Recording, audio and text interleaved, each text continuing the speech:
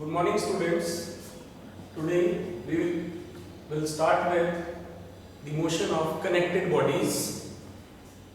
As we have discussed, according to Newton's second law, rate of change of momentum is the net force acting on the body. So in mathematical language we can say sigma F is equal to mass into acceleration. Here sigma F represents the sum of all forces acting on the body.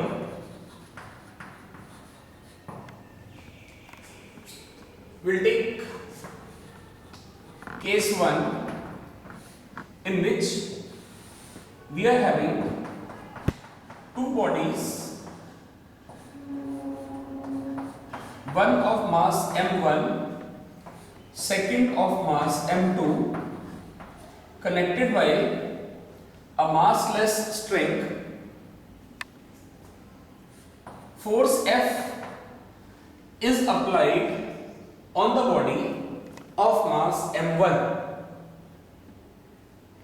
If we see all the forces which are acting on the body of mass m1, so we find weight m1g acting vertically downwards, the reaction r1 upwards, and the applied force F on the left hand side as clear from the diagram. One more force is acting, that is because of the tension developed in the string. Similarly, if we see the second body of mass m2, we find weight m2g acting vertically downward, reaction r2 upwards, and the tension T acting on the left. So these two represents the free body diagram, or called FBD, of the two bodies. Taking m1 mass, we find m1g is balanced by the reaction R1 as there is no vertical motion.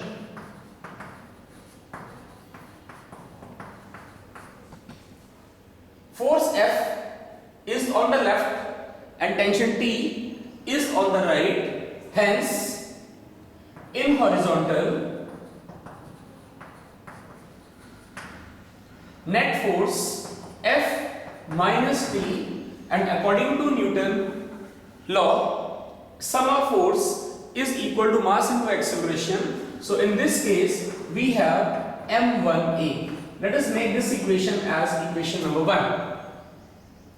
For mass m2, we find weight m2g is balanced by reaction R2, the reason being the same, no vertical motion.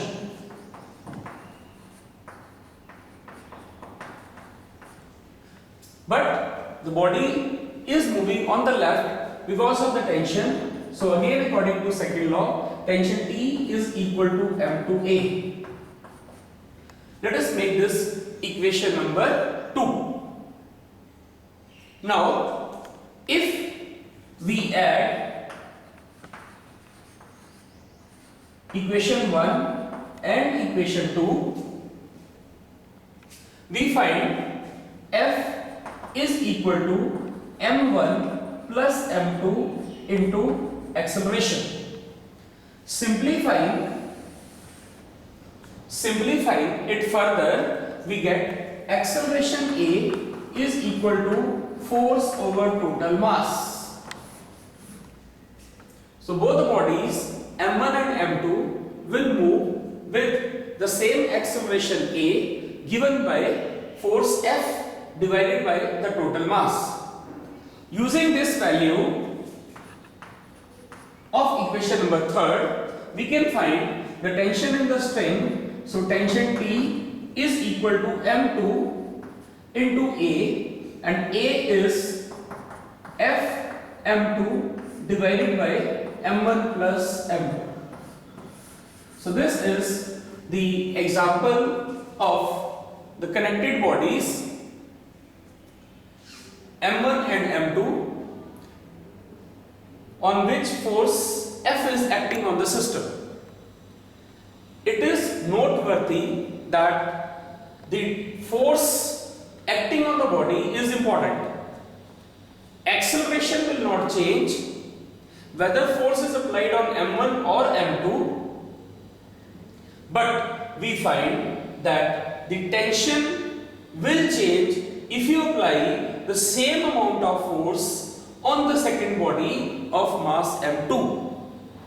So this is what the point we should keep in our brain, that acceleration of the system is constant whether the force is applied on first body or the second body, and will remain the same as given by equation number 3rd. Acceleration is total force over total mass. But as it is clear from the 4th equation, tension depends on the mass. So therefore, if you change the mass on which force is acting, you will find there is change in the direction. Now this problem can be asked in terms of the known masses also. For example, you may be given mass m1 is equal to 10 kg and mass m2 is equal to say 5 kg. They can simplify in the similar manner and you will be getting the acceleration, say force of 400 Newton is acting. So you will be getting acceleration A equals to the total force, which is equal to 400 Newton divided by total mass of 10 plus 5 kg. So we get the acceleration is equal to 400 by 15 meter per second square. Simplifying it further, 26.7 meter per second square. Thank you.